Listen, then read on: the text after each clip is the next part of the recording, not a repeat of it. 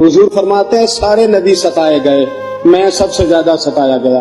حضور فرماتے ہیں سارے تڑپائے گئے، میں سب سے زیادہ تڑپایا گیا۔ حضرت سلمان فارسی فرماتے ہیں نبی پاک کا چہرہ مبارک بھوک سے اترا ہوا تھا، نبی پاک علیہ السلام کو شدید بھوک لگی ہوئی تھی۔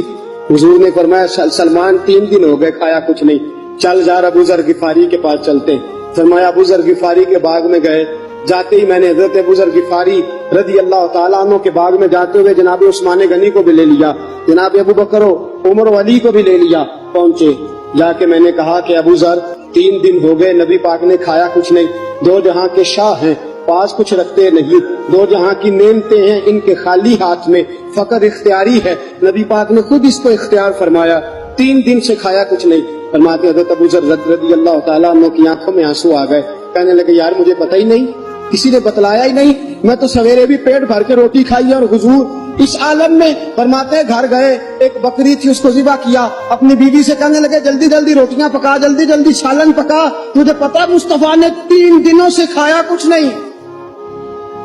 دوستو عرب کی گرمی دنیا میں مشہور ہے، صبح کا روزہ رکھا ہے نا آپ نے، اور اب ظہر کے بعد اٹھنا مشکل ہو جاتا ہے، عصر کے بعد بولنا مشکل محسوس ہوتا ہے، لیکن میرے دوستو 3 دن کا روزہ بغیر افطاری کے روزہ، میرے نبی کریم علیہ السلام کے صحابی اپنی بیوی سے کہتے ہیں جلدی کر 3 دن ہو گئے حضور نے کھایا کچھ نہیں۔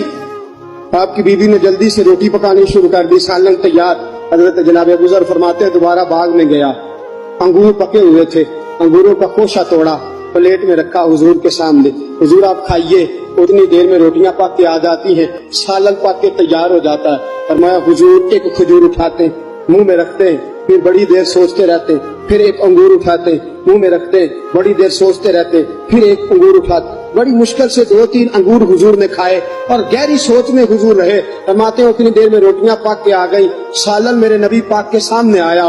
جب روٹیاں پک کے آئیں، سالن سامنے آیا، حضرت سلمان فرماتے ہیں حضور نے ایک روٹی اپنے ہاتھ پہ رکھی، 2-3 بوٹیاں اٹھا کے رکھی، چاروں کونوں سے روٹی لپیٹ کے حضرت سلمان کے ہاتھ میں دے دی۔ فرمایا سلمان جا فاطمہ کے گھر دے آ، میں نے 3 دن سے کچھ نہیں کھایا، فاطمہ نے 7 دن سے کچھ نہیں کھایا، میری بیٹی فاطمہ 7 دن ہو گئے سیدہ بھوکی ہے۔ تو عزت والے نبی کی عزت والی بیٹی 7 دنوں سے گھر میں بھوکی بیٹھی ہے، وہ شکایت نہیں کرتی، وہ لبوں سے بولتی کچھ نہیں، وہ جانتی ہے میرا باپ دین کی تبلیغ میں نکلا ہے۔